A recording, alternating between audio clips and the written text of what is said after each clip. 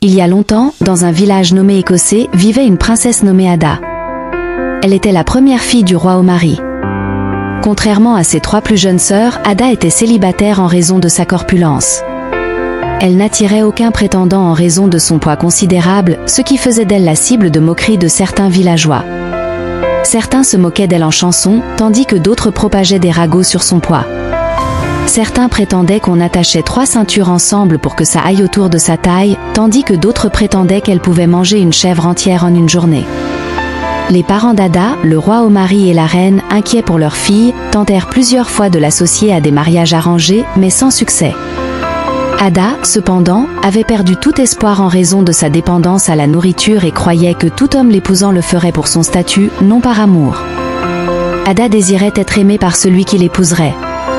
Même si elle était le plus souvent malheureuse, pourtant, la danse apportait un peu de bonheur à Ada. Malgré son mécontentement général envers sa vie, elle était une danseuse exceptionnelle. Souvent, elle se cachait et commençait à danser au rythme qu'elle faisait de sa bouche. Chaque fois qu'il y avait des festivals, Ada cherchait un coin isolé où elle pouvait entendre la musique et danser à cœur joie. Elle se cachait toujours parce qu'elle ne voulait pas que les gens se moquent d'elle. Eh bien, c'était la fin d'une autre heureuse année, et c'était le temps du festival annuel dans les 4 villages voisins, et comme d'habitude, tout le monde vibrait d'excitation.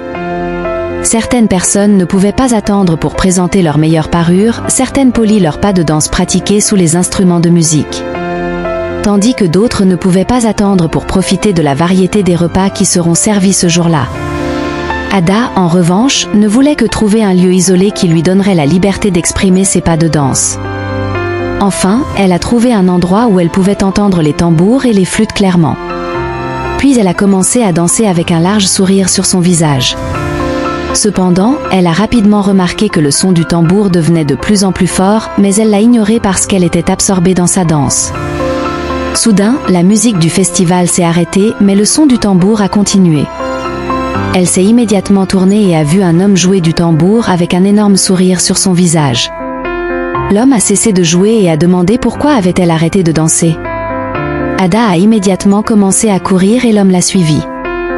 Mais parce qu'elle était trop lourde pour courir vite, il l'a très vite rattrapée. « Laissez-moi tranquille, dit-elle, haletant. Allez chercher votre soulagement comique ailleurs. » L'homme l'a regardée gentiment, se demandant pourquoi elle pensait qu'elle était une blague pour lui. Je me suis perdue en essayant d'arriver sur la place du marché et j'essayais de trouver mon chemin quand j'ai vu que tu dansais dans ton coin, alors j'ai décidé de te soutenir avec mon tambour, a-t-il dit. Ada a mieux regardé la couleur de la tenue du jeune homme et s'est rendu compte qu'il n'était pas de son village. Elle a remercié l'homme pour son soutien, puis l'a dirigé à la place du marché. Mais l'homme a insisté qu'il préférait continuer jouer pour elle, et sans l'approbation de Ada, il a commencé à battre son tam-tam. Encore une fois, l'exhortant à danser. Quand Ada a vu qu'il n'allait pas abandonner, elle a commencé à faire de petits mouvements de hanche à hauteur de ses battements. Après tout, qu'est-ce qu'elle avait à perdre? C'était un étranger qu'elle ne reverrait plus jamais, et elle a eu l'occasion de danser comme elle l'a toujours voulu. Après un long moment, Ada a cessé de danser. « Pater, je me suis vraiment amusée, lui dit-elle. « Yabari, répondit-il. » Ada lui a dit son nom, puis lui annonça qu'elle devait rentrer chez elle. Mais Jabari l'a supplié de revenir le lendemain et Ada accepta. Sur le chemin du retour, elle pensa au jeune homme, se demandant pourquoi il était si gentil avec elle et voulait même passer plus de temps avec elle. « Bien sûr, il n'est pas attiré par moi, pensa-t-elle.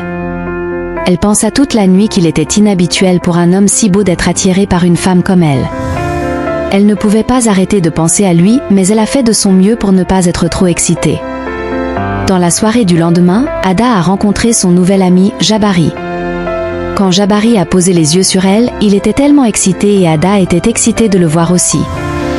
Ils ont parlé pendant longtemps et ont appris des petites choses l'un de l'autre. Et après avoir discuté pendant longtemps, il a battu le tam-tam afin que Ada puisse laisser libre cours à sa passion. Les jours se sont transformés en semaines, des semaines en mois, et ils ont continué à se rencontrer à leur endroit habituel. C'était toujours le meilleur moment de leur journée. Enfin, Jabari dit à Ada ce qu'il pensait d'elle. Bien que Ada soupçonnait depuis longtemps qu'il l'aimait, elle ne voulait pas sauter sur toutes les conclusions possibles. Elle était heureuse quand il l'a finalement exprimé parce qu'elle ressentait aussi la même chose. Je peux venir avec ma famille le jour du marché suivant pour voir tes parents, a-t-il dit. Le cœur de Ada était rempli de joie. Ada a rapidement informé ses parents qu'un homme du village voisin allait venir les voir pour lui demander sa main en mariage. Le roi et la reine étaient très heureux. Ils n'ont jamais su qu'un jour pareil viendrait. Mais malheureusement, la calamité a rapidement frappé. Une semaine avant la rencontre, une maladie aéroportée s'est propagée dans les 4 villages entiers et ses environnants.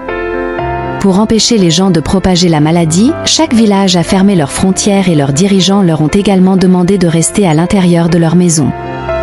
Ada était très triste de ne pas pouvoir voir son futur mari tous les jours comme d'habitude. Pour aggraver les choses, quelque chose s'est produit après la fermeture des frontières.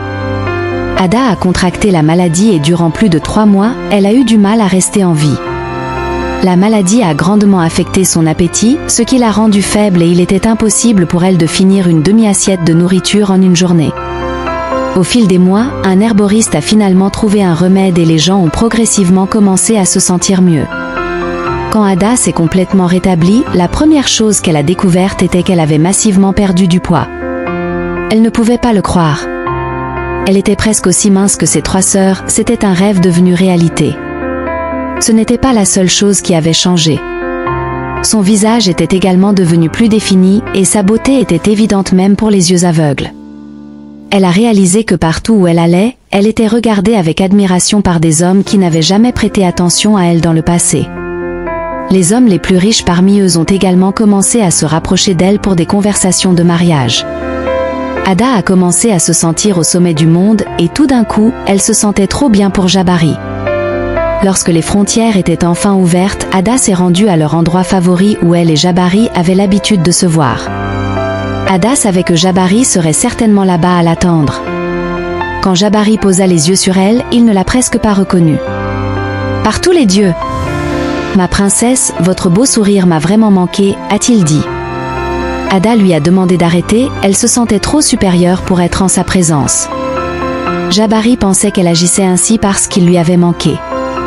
Alors il a commencé à jouer du tambour pour elle afin qu'elle danse, mais elle lui a crié dessus, lui commandant d'arrêter le bruit. « Pater, je ne suis pas intéressée par ce que tu joues. Je suis venue ici pour te dire que je ne suis plus intéressée de t'épouser. » Jabari était vraiment alarmé par son changement de comportement. « Je sais que tu n'as jamais été avec une princesse auparavant, c'est pourquoi tu souris toujours comme une chèvre. » dit-elle en s'en allant. Elle l'avertit de ne plus jamais essayer de la revoir car il n'appartenait pas au même calibre. Dit-elle avant de disparaître dans le paysage. Des semaines se sont écoulées et Jabari a continué à envoyer des messages à Ada, peut-être qu'elle pourrait avoir changé d'avis, mais elle les a tous ignorés. Au lieu de cela, elle divertissait la longue ligne d'hommes qui étaient intéressés à l'épouser. Un jour, elle eut une idée. Ada décida d'organiser un concours de lutte pour les célibataires éligibles dans le village, et quiconque émergeant vainqueur allait être couronné comme son prétendant. La compétition a été fixée et elle dépassait les frontières de son village. Beaucoup d'hommes se sont inscrits pour gagner le cœur de la belle Ada, la première fille du grand roi Omari. Le roi a même invité des partenaires et des gens aisés pour cet événement. Ada décida donc de ne plus sortir durant les 4 prochains mois pour recevoir les meilleurs traitements de beauté, afin d'épater ses prétendants. Mais elle n'a pas su reconnaître que c'était la maladie qui l'avait rendue plus mince. Ses vieilles habitudes alimentaires étaient restées les mêmes, donc pendant que Ada était à l'intérieur, elle a continué à manger de grandes portions de nourriture, et jour après jour, les poids ont recommencé à s'accumuler.